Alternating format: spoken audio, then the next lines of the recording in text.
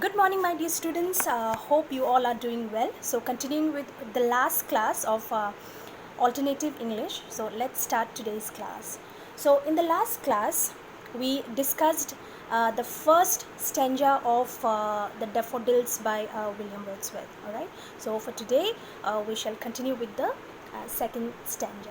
All right. So, please take out your books and see from the second stanza. Continuous as the stars that shine and twinkle on the Milky Way. They stretched in never-ending line along the margin of a bay. 10,000 saw I at a glance, tossing their heads in sprightly dance. Now, what does William Wordsworth do here is that he is comparing the beauty of those daffodils with the stars of Milky Way. Alright, so in the very first line, you can see a comparison again that he has made, that continuous as the stars that shine. Now, what are the two things that are being compared with each other? That is the beauty of the daffodils that he saw, all right, that is the host of golden daffodils with the stars. Now, as the word as is there, continuous as the stars. Now, this line has started from the middle.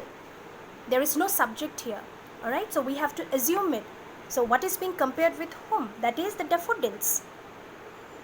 All right, so the daffodils used to continue to shine as the stars. That is the meaning of this line. All right, so since the word as is there, again we find here the figure of speech simile. All right, so whenever like or as will be there and the comparison is made between two objects, then the figure of speech simile is used. All right, so here that shining quality of the daffodils is being compared with the shining of the stars, because as we know that stars always shine, they twinkle in the sky and twinkle on the Milky Way. So Milky Way, as you probably be knowing, that it is constellation. Milky Way constitutes constellations, stars. All right, so whole planet it constitutes. They stretched in never-ending line. They here refers to the daffodils. So they were just stretching in never-ending line. That is, the amount of those flowers were limitless. All right, it was just limitless. One can see till infinity. All right. However, the limit was there, but just in order to make a kind of exaggeration, all right, in order to make some kind of exaggeration and in order to highlight the beauty of those daffodils, here William Wordsworth says that they just stretched in never-ending line. All right, one can see those daffodils till infinity along the margin of a bay. So those daffodils were lying along the margin of the bay. Now bay, you must be knowing, bay means that is the boundary line of any sea. All right, the inlet of the sea where the land curves, that is the boundary line between the sea, water of the sea, and the land. That is called the bay. All right, so till that point the daffodils were stretching. The daffodils were being seen. 10,000 saw I at a glance. Now this amount is just it is not in actual, right, that he mentioned here as 10,000. So 10,000 number is not in actual. All right, just randomly he said that the amount was so large, almost like 10,000. All right, it's almost like one can see it till far. So tossing their heads in sprightly dance. So all those daffodils, they were tossing their heads whenever the wind breeze, whenever the breeze will be there, whenever the wind moves, then the heads of those daffodils, that means the flower, they kept on moving. So tossing their heads here, it refers to the movement of the daffodils.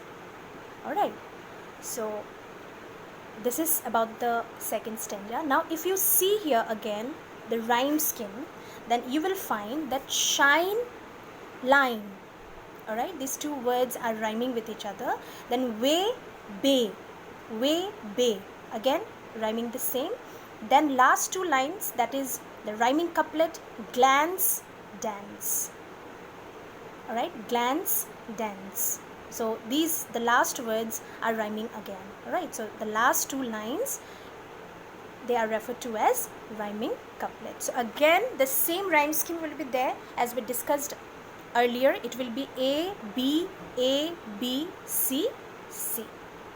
Alright, so for all the stanzas, the rhyme scheme is the same. So I hope this second stanza is clear to you. Now moving on to the third stanza. See, the waves beside them danced, but they outdid the sparkling waves in glee. A poet could not be but gay in such a jocund company. I gazed and gazed, but little thought what wealth the show to me had brought. So again, in this stanza, if you see the rhyme scheme, they gay. Alright, you just see when I pronounce the words, they gay. So they are sounding the same. Glee, then company, right? E. So the last sound is E. Glee, company. Alright, so rhyming the same. Then thought, brought. Alright, so again rhyming the same. So same rhyme scheme again, that is A, B, C, C. Alright, so what is the meaning of this stanza? See, the waves beside them danced, but they outdid the sparkling waves in glee. Now here two kinds of waves are being highlighted.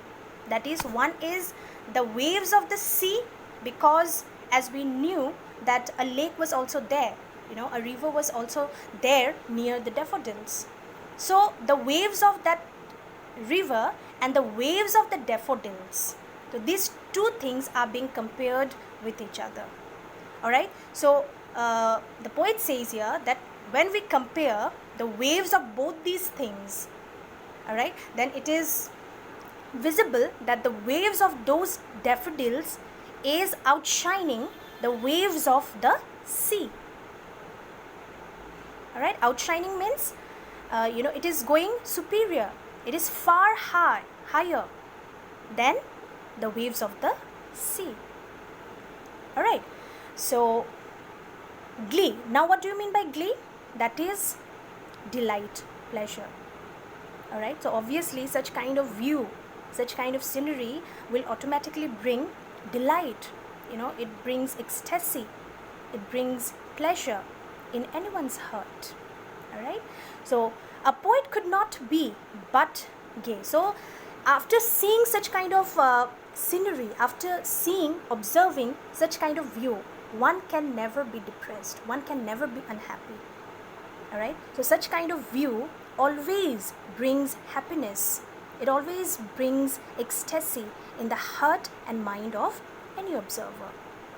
Alright, so gay here means cheerful. It automatically brings a feeling of cheerful.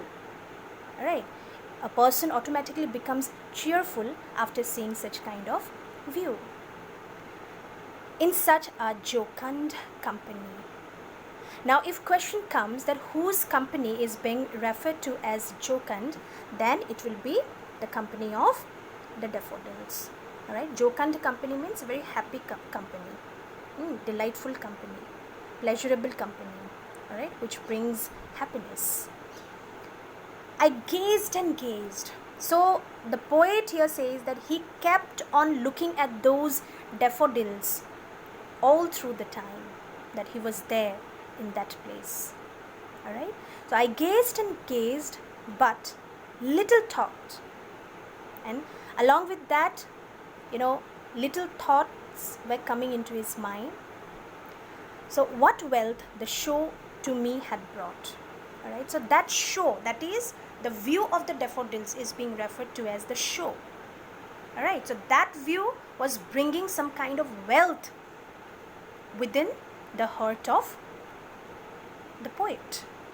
So the wealth, as you all know, wealth means prosperity, alright, abundance. So that view, that scenery had brought a lot of prosperity. It had brought a lot of wealth, abundance in the life of William Wordsworth. Alright, because at that point of time he was completely broken due to the death of his brother. Alright, he was totally shattered. But that jocund company of the daffodils had brought some kind of wealth into his life. So I hope these stanza is also clear to you. Alright, now moving on to the next, that is the last stanza. You see, again, if you see the last words of each line, you will find that it is also having the same rhyme scheme. Alright, see, for oft when on my couch I lie, in vacant or in pensive mood, they flash upon that inward eye, which is the bliss of solitude. And then my heart with pleasure fills and dances with the daffodils. So if you see the last words of each and every line, you see that is the first word, lie, I. Okay, rhyming the same. Mood, solitude, same, rhyming the same. Fills, daffodils. Alright, so they are also rhyming the same. So again, in this stanza also, you are having the rhyme scheme A, B, C, C. Alright, so the last stanza is very important. You see, for oft, that means for often. Sometimes it used to happen that when, I used to lie on my couch, when I used to just relax on my sofa in vacant or in pensive mood. So the mind sometimes used to be in vacant mood. Alright, so sometimes it so happens that no thought comes into the mind. Alright, so that is being referred to as vacant. It is empty. The mind, when sometimes it tends to be empty or in pensive mood. That means both kinds of moods are being referred here. Whether it being an empty mood, vacant mood, or in pensive mood. That means thoughtful mood. So in both kinds of moods, what happens is that they just flash upon that inward eye. They, that means those host of golden daffodils. So that view that I experienced earlier in my life, that view, that scenery, they just come suddenly, all of a sudden, into the inward eye. That means into my imagination. So here inward eye refers to one's imagination, because normally imagination we do, inside our mind, isn't it? Not outward. But imagination means when we imagine, that imagination is going into our mind. Alright, so that is why it is being said as inward eye. So inward eye here refers to his imagination. They flash upon that inward eye, which is the bliss of solitude. Alright, so that imagination of the daffodils, that appears to be a blessing of my loneliness. Alright, because at that point of time he was all alone. Alright, he was going through a very tough period of his life, and the only company that he rejoiced and he enjoyed at that point of time was the jocund company of the daffodils. Alright, so that is what he says here, that those host of golden daffodils, alright, which was his jocund company, that brought bliss of solitude. So that appeared to be a blessing.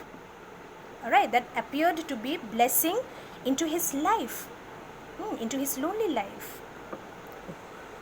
So this line is very important. Alright, they flash upon that inward eye, which is the bliss of solitude. Alright, see the last two lines. And then my heart with pleasure feels. So when that view flash upon my inward eye, after that, how does he feel? His heart just fills with ecstasy.